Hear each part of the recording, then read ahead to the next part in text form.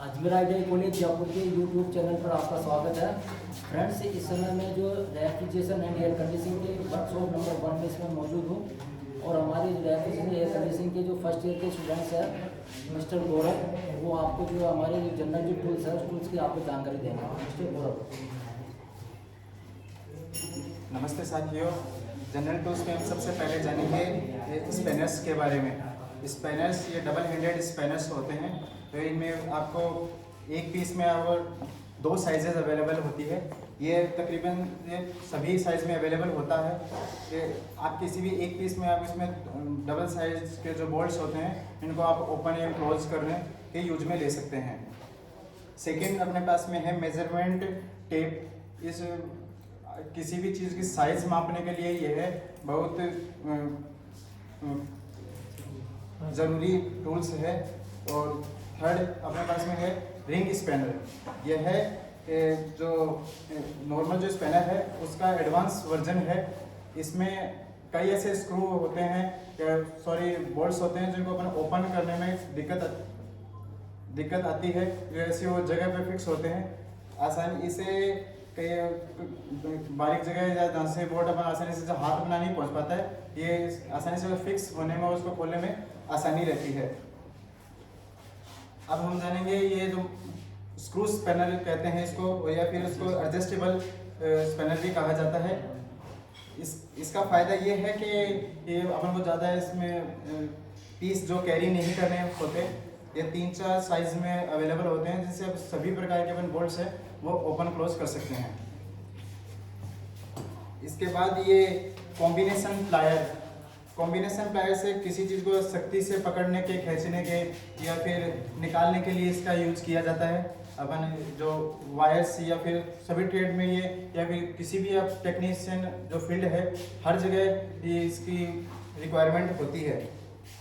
इसी में एक कॉम्बिनेशन प्लायर का ही एक रूप होता है जो नोज प्लायर से वो जो बारीक जो टूल्स होते हैं या फिर बारीक से जो ऑब्जेक्ट अपने पास में होते हैं उनको आसानी से पकड़ा जा सकता है। इसके बाद जो स्क्राइबर होता है, अब आपने देखा होगा कभी भी जो एसी अपने फिटिंग करते हैं या फिर किसी इंस्टॉलेशन में किसी चीज़ का होता है तो उनको मार्किंग करना ज़रूरी होता है। माप वगैरह लेते हैं तो जो मेटल्स होते हैं या फिर स्टोन्स या वॉल अपने के लिए जो स्क्राइबर का उपयोग होता है जिसे अपन मार्क कर पाते हैं। और इसके बाद में हम जानेंगे कंपाउंड गेज प्रेशर मापने का जो गैजेट है। इसमें सभी जो प्रेशर जो एयर वाटर प्रेशर या रेफ्रिजरेशन प्रेशर या किसी प्रकार की गैस होती है उसके प्रेशर पर माप सकते हैं। साथ में कंपाउंड गेज इसको इसलिए कहा जाता है क्योंकि इसमें प्रेशर के साथ में इसको जो वैक्यूम प्रेशर होता है उसको भी मापा जाता है, दोनों को।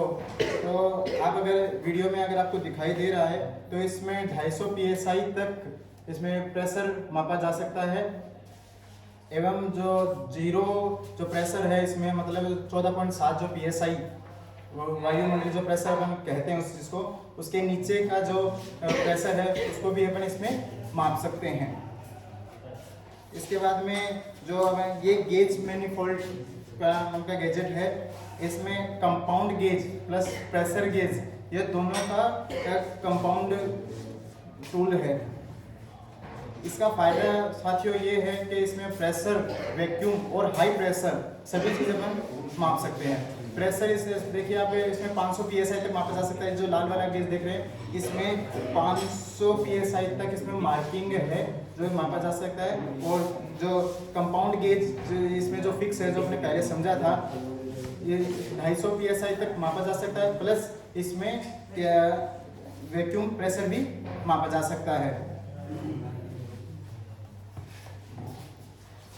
ये पेस्टिंग प्लायर्स जो रेफ्रिजरेटर होता है जिसमें अपन रेफ्रिजरेशन जो रेस्क्यू करते हैं, जो बची हुई निकालना होता है, कभी ऐसी कंडीशन होती है अपने पास में, और या फिर एयर कंडीशन में भी अपन जो रेफ्रिजरेशन निकालते हैं तो उसकी सहायता के लिए अपन ये पेस्टिंग प्लायर का यूज करते हैं। तो इसके बाद जानेंगे स्क्रू ड्राइवर का ये काफ़ी यूजफुल टूल है आपने सभी जो टेक्नीशियन के पास में आपको ये मिलेगा। इसमें आपको नॉर्मली ज़्यादातर आपको ये स्टार और ये माइनस वाला जो आपको बिट वाला आपको जो मिलेंगे। ये एडजस्टेबल स्क्रू ड्राइवर है। आगे जो ट्यूब बेंडर्स जो रेफ्रिजरेशन के जो ट्रेड के जो आप में से साथी हैं जो ये जानते होंगे कि अपने पास जो कॉपर की जो ट्यूब होती है उनको अपन को बेंड करना होता है। इसमें एक रिस्क होता है कि ये पंच हो जाती है तो ये खतरा बनता है अपने लिए। तो इसके लिए नॉर्मली अपन सीधे हाथों से अपन उसको बेंड नहीं कर पाते। इसके लिए अपने को टूल्स की रिक्वायरमेंट होती है, जिसमें मैं आपको दिखाना चाहूँगा कि ये लीवर ट्यूब बेंडर है, जिसमें अपन 180 डिग्री तक अपन इसको ट्यूब बेंड कर सकते हैं। जिस भी ट्यूब जो कॉपर ट्यूब है उसके साइज में ये अवेलेबल हो जाता है। अलग अलग ट्यूब साइज पे डिपेंड होता है कि अपन कौन सी साइज का ट्यूब बेंडर अपन को लेना होता है। इस फ्री ये अगर इसी का एक रूप है जो स्प्रिंग बेंडर। इसमें ये होता है कि आप इसमें जैसे कि मैंने बताया इसमें 180 डिग्री तक आप बेंड कर सकते हो, लेकिन इसमें आप 90 डिग्री तक बेंड कर सकते हो। ये भी हर साइज में आपको अवेलेबल होगा। ये अब इसके बाद में जो आप देख पा रहे होंगे जो एलेंकी मेरे पास में सेट है। कुछ स्क्रू आप ऐसे देखते हो जिनमें पैटर्न कुछ अलग टाइप का होता है, जैसे षटकोण जैसा आपको दिखाई देगा, जिनको ऐसे आप नॉर्मल स्क्रू ड्राइवर जैसे आप ओपन नहीं कर सकते। उनके लिए आपको एलेंकी का यूज करना होता है, ठीक है। तो आप उसको आसानी से ओपन कर पाते हो। तो इसके बाद में इसको अपन कहते हैं फ्लेयरिंग जो स्वेजिंग टूल। जो अपन कभी जो दो कॉपर ट्यूब्स होती है या फिर जो मेटल की जो ट्यूब होती है उनको अपन जो जॉइंट करना होता है, परमानेंट जॉइंट्स करना होता है, उसके लिए अपन को ये स्वेजिंग टूल्स की रिक्वायरमेंट होती है। तो ये फ्लेयरिंग टूल्स के जानेंगे। फ्लेयरिंग जो टूल्स होता है, जो कॉपर ट्यूब्स को जो जोड़ना रहता है और अपन ऐसे लगेगा कि इसको कभी फ्यूचर में इसको कभी ओपन करना रहे या परमानेंट अगर जॉइंट ना करें तो अपन को फ्लेयरिंग टूल्स का यूज अपन लेते हैं। फ्लेयरिंग टूल के दो भाग होते हैं, एक जो फ्लेयरिंग ब्लॉक के नाम से जाना जाता है, एक फ्लेयरिंग योक के नाम से जाना जाता है। फ्लेयरिंग जो ब्लॉक होता है इसमें कॉपर ट्यूब्स को या फिर जो मेटल्स की जो ट्यूब होती है उनको सख्ताई से पकड़ा जाता है ताकि वो अपने स्थान से हिले ना। योक इसमें देखो अगर आप देख पा रहे हैं तो इसको ऐसे इंस्टॉल किया जाता है, जो ब्लॉक पे इस योक को ऐसे इंस्टॉल किया जाता है। मैं भी आपको करके दिखा रहा हूँ। अपने पास में जो भी ट्यूब अवेलेबल होगी जिसको अपन ये स्क्रू की सहायता से यहाँ पे ओपन करके ये पीछे के साइड में आप जो फिक्स जो साइज होती है इनकी, इनमें आप जो ट्यूब अपनी इंस्टॉल करते हो या फिक्स करते हो, उसके बाद में इसको आप कसने की सहायता से आगे आप इसको फ्लेयर बना सकते हैं। इसमें आप टेम्परेरी जॉइंट कर पाएंगे। ये पंचिंग प्लायर जो कॉपर ट्यूब्स होती है तो उनको कभी ऐसा होता है कि उनको जो रेफ्रिजरेशन है उसको ब्लॉक करने के लिए इसका यूज किया जाता है। अब कॉपर उसको पंच करने के बाद में वहाँ से लीकेज नहीं होती। तो ये कई कंडीशन में काम में लेते हैं, जैसे कि आपको पता होगा कि जब रेफ्रिजरेशन हमको डालनी होती है या फिर लीकेज अपने को चेक करनी होती है उस समय अपन इसका यूज लेते हैं।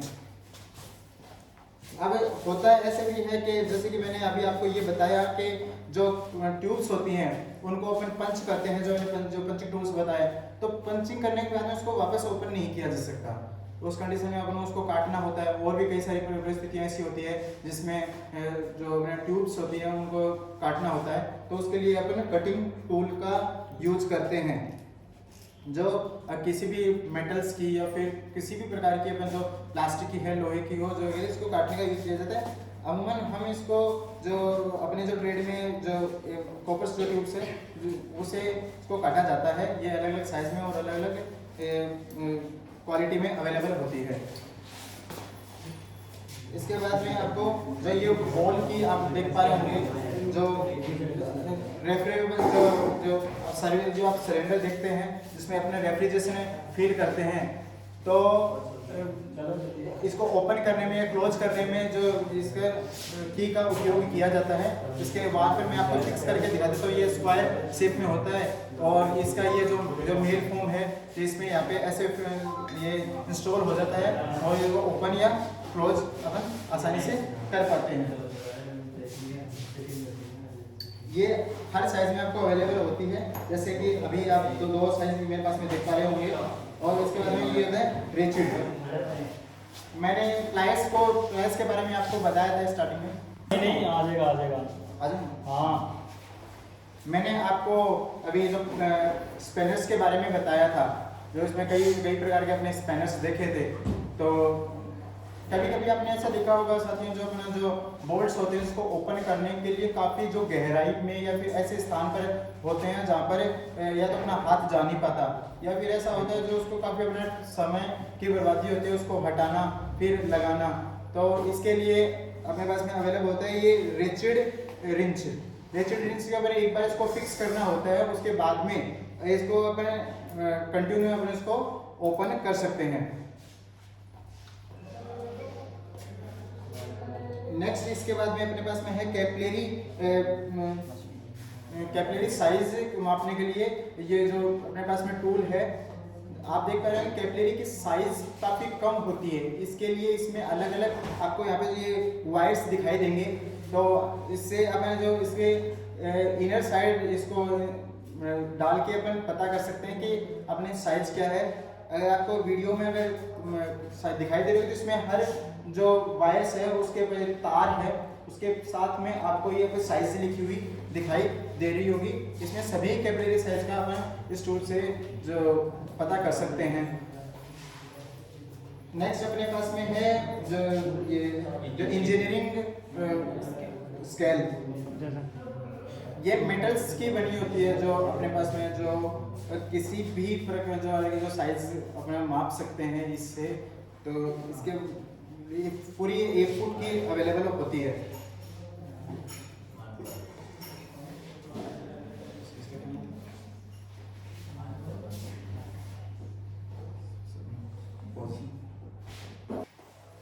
अब मैंने कॉपर ट्यूब को आपको बताया है कि इसको पंच किया जाता है, इसकी कटिंग की जाती है।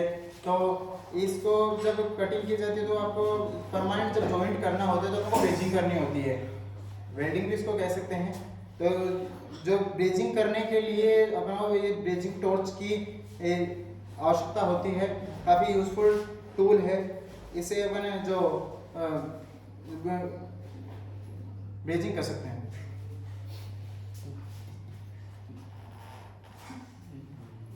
अगला अपने पास में है ये जो पंचिंग ऑफ टूल, जो मैंने पंचिंग ऑफ प्लायर जो आपको दिखाया था, जिससे अपन ट्यूब को ऐसे पंच कर पाते हैं, ये उसी का ही दूसरा रूप है। इसमें अपन प्लायर अवेलेबल नहीं होता, इसमें अपन ट्यूब को जैसे स्क्रू की सहायता से बीच में इसको इंस्टॉल करके फिर इसको ऐसे कस के इसको पंच किया जा सकता है। लास्ट अपने पास में है माइक्रोमीटर, जो या थर्मामीटर। जो ये थर्मामीटर जो आपने देखे होंगे जो डॉक्टर के पास में, ये उससे थोड़ा अलग है देखने में, क्योंकि ये जो आपका रूम का टेम्परेचर होता है उसका अपन इससे पता लगा सकते हैं। जो अपने गर्मियों में क्या टेम्परेचर है, सर्दी में क्या टेम्परेचर है। तो अगर आपने एयर कंडीशन लगाया है तो उस समय आपके रूम का टेम्परेचर क्या है, इससे इजीली पता चल जाता है। Thank you.